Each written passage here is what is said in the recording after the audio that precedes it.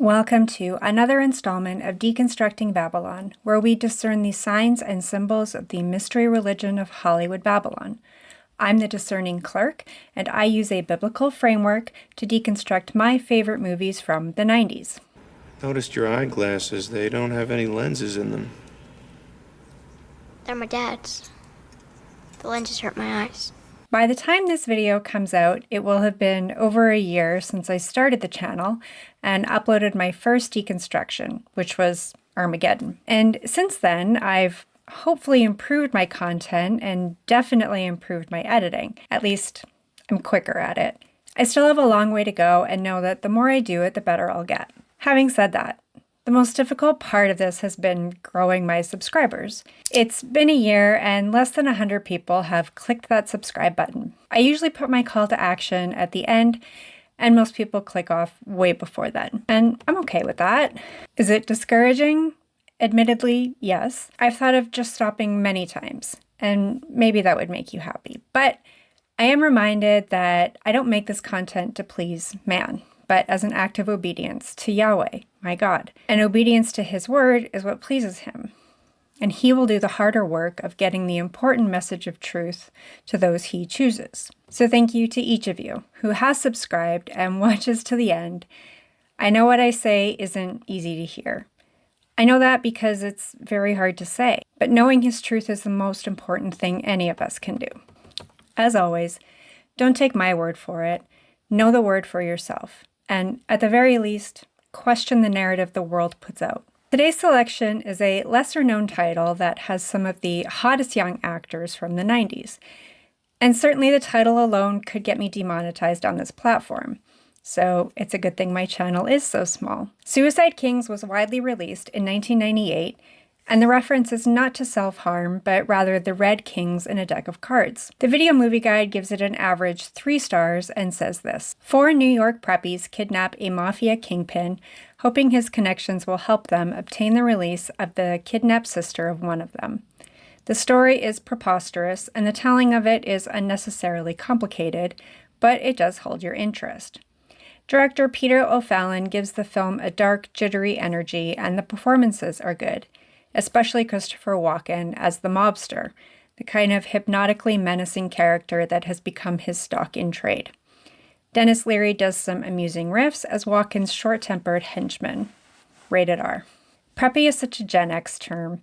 It's a derogatory term used to describe boys especially who attend preparatory school, and the style that they have that belies their privileged upbringing. It was made popular in the high school series Saved by the Bell.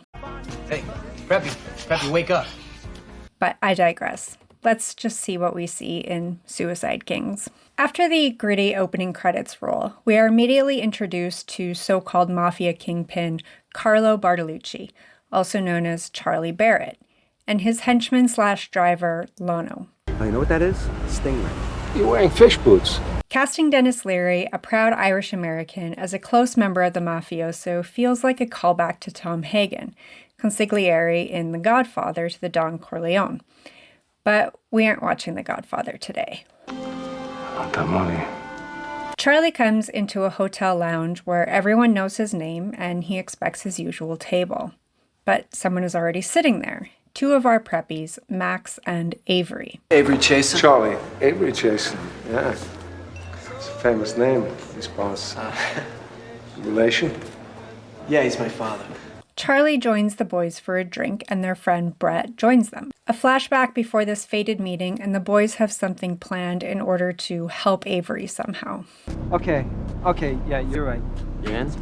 Let's do it. The brief flashback quickly introduces us to TK, who is pre-med and stays in constant electronic contact with his never-seen girlfriend, Chicky. Back to the bar, and it's becoming more evident that this meeting wasn't just happenstance. Talk business. Yeah, you talk me into it. All right. Let's go. In the car, while driving through Manhattan traffic, the boys carry out the next part of their plan, to incapacitate Charlie and bring him to a secure location. Charlie does not go down so easily. Big old Carlo is just gonna sit there like that ridiculous doll? The chaos this old man causes in the car and in the tunnel, fighting off 3 men half his age, is remarkable. The boys have definitely underestimated their foe. Charlie comes to in a strange place, hooked up to an IV, tied to a chair, and surrounded by his would-be kidnappers. You remember us? Avery finally comes out with the reason for all the criminality. His sister, Elise, has also been kidnapped, and they want Charlie's help to get her back safely, to pay her exorbitant ransom, and kill her captors, if it comes to that. I understand what you're doing, why you're doing it, so I'm going to offer you an opportunity. The boys certainly treat Charlie like he had something to do with Elise's kidnapping, and he receives the same treatment at the hands of his hostage takers that Elise is allegedly receiving. Look, Charlie, whatever condition Elise is returned home in is the exact same condition you will be returned to your home. Whose blood is that? Their theory here is an eye for an eye, even though Charlie's hands are clean when it comes to this. Now we meet the fifth man, Ira, whom was most definitely not in on the plan to kidnap, torture, and extort a mafia kingpin, but now he's involved nonetheless. I don't know what's going on here. You know, I don't want to know. What I do know is that whatever the hell it has gone way, way too far. Charlie makes a call to his lawyer, Marty, to track down Elise's captors. You didn't think this through too good, did you? Charlie instructs Marty to contact Lano, his Irish driver, with the fish boots. You know what those are? What? Stingray. The fish? Yeah, of course the fish. So you got fish boots. TK, the pre-med, is dosing Charlie for the pain of having his finger cut off, but the near doctor is also dosing himself with intravenous drugs. He protests Charlie having a drink and mixing alcohol with his medication while he's getting high himself, and it's not his first time. The future of pharmaceuticals is bright. Marty works quickly to find out who took Elise. The good news is the girl is still alive, but the bad news is we got some serious psychos. And he thickens the plot when he tells Charlie that one of his kidnappers is also working with the men who took Elise, an inside man. But who could it possibly be? Charlie will find out.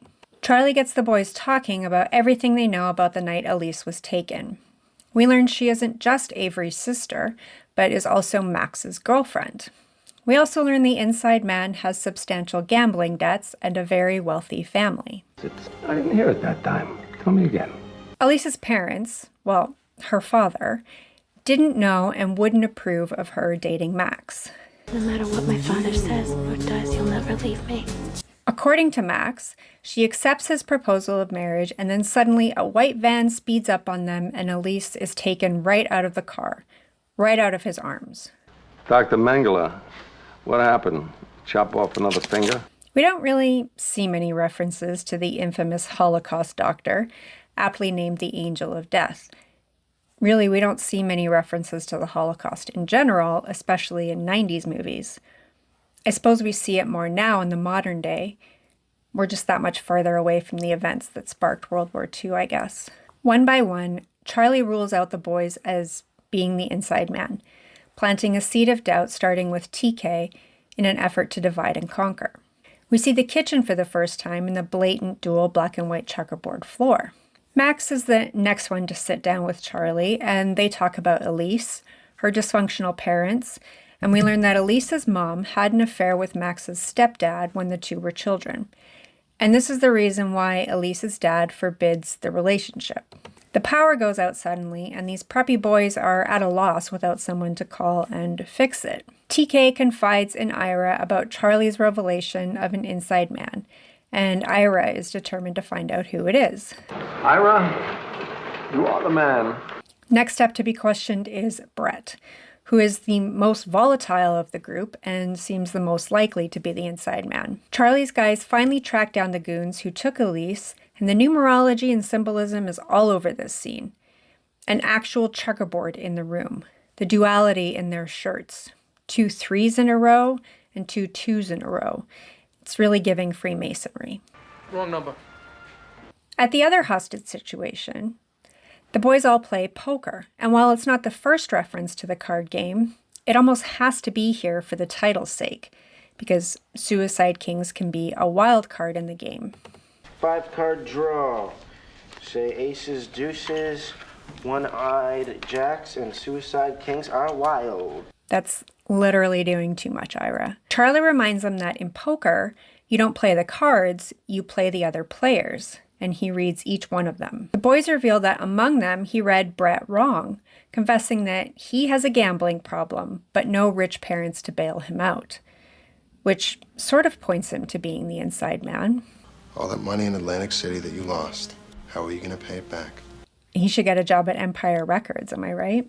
Brett insists he's not the guy and reminds them that even if Charlie had nothing to do with Elise, he's a bad guy at his core and can't be trusted and shouldn't be forgiven. The best soap in the world will wash the scum off this guy's hands. Marty calls in and tells Charlie he's paid for Elise's release to a hospital. Charlie finally reveals the Carlo he's always been and makes demands of his own now. And it's Max who reveals he knows more than he's let on. A day and a half ago, Max can't navigate his way around Harlem with a Sherpa guide, but tonight, he knows the place like his backyard. When the pressure is on, Max takes the blame, says he's the inside man, and the group all turn on him. Until, plot twist, Avery confesses. It wasn't Max, it was me! It turns out Avery has a sports betting problem, and he lost $50,000. His father is wealthy, but he can't get help from him again. Besides, $50,000 is a far cry from the $2 million ransom. Those bastards, man, they asked for $2 million. In the note, they asked for $2 million. That wasn't the plan. Avery insists no one was supposed to get hurt. Meanwhile, Charlie is literally bleeding to death, and the group is torn apart. Though Marty has arranged to get Charlie from another location, Lano is industrious and has tracked him down to the house where the boys are keeping Charlie. Avery flips and doesn't want to deviate from the plan.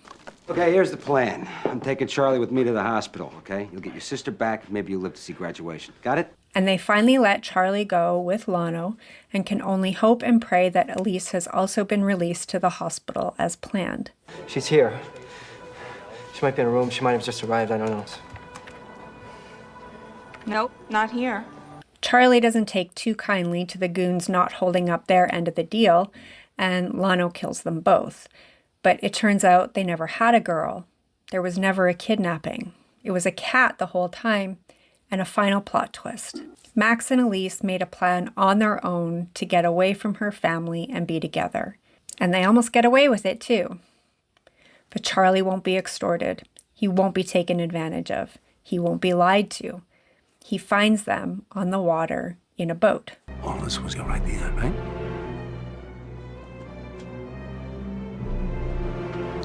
Yes. The last image is a sweeping image over the water, the boat that will be the final resting place for the tragic couple. Besides the brief Freemason symbolism, there wasn't much throughout that was really pointing to that kind of influence. Perhaps the fact that the boys were all friends at boarding school, which really prepares the students to enter secret societies in university, is another pointer I didn't consider. Charlie is himself duality. He is Charlie Barrett and Carlo Bartolucci. Charlie is a legitimate businessman. Carlo is a vicious, unmerciful, vengeful man. He tells a brief story about Carlo and two guard dogs. As I've said before, a dog is a symbol in the mystery religion that uses the occultic law of reversal, where dog is God. In this story, two dogs that seem to represent the Father-Son Godhead.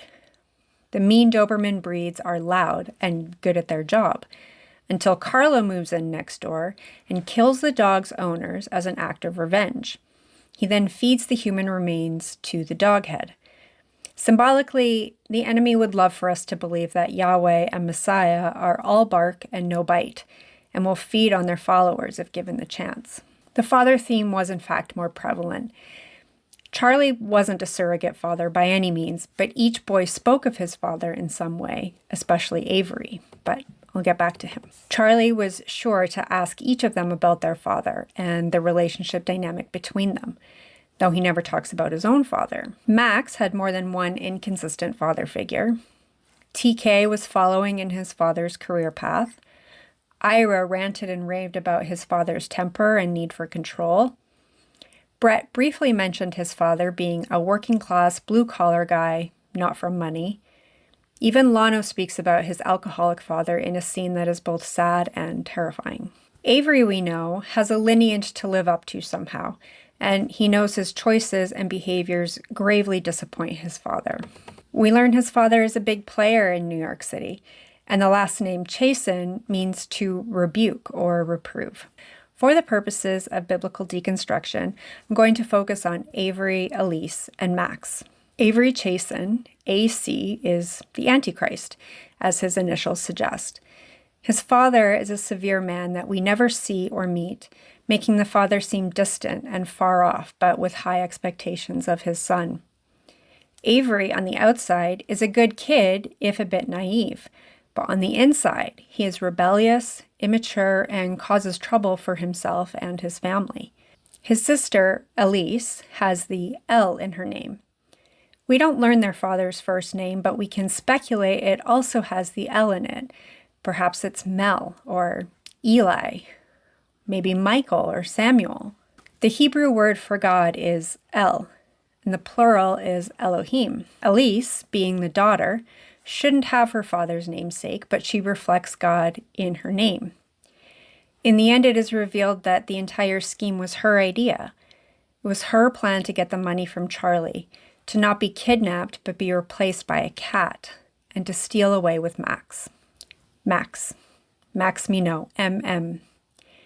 It's a stretch, but his initials also point to Freemasonry, because MM, flipped on its side, is 33, which is the highest degree in the secret society. Max is wooed by the beautiful woman. He engages in criminal behavior on her behalf. In the end, he has a baptism when he comes out of the water and is immediately killed. He clings to Elise in his final moments, but their love isn't enough. It doesn't save them. In fact, it's giving Romeo and Juliet.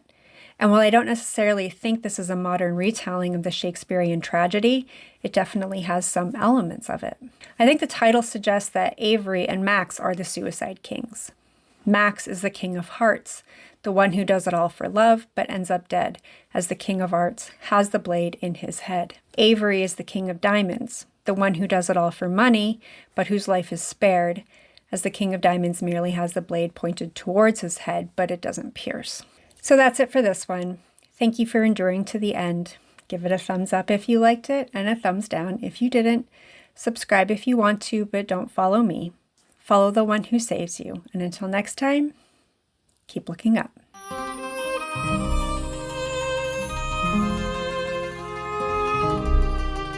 It comes from a place you know about maybe from the movies. But I come from out there, when everybody out there knows everybody lies. Cops lie, newspapers lie, parents lie. The one thing you can count on, word on the street.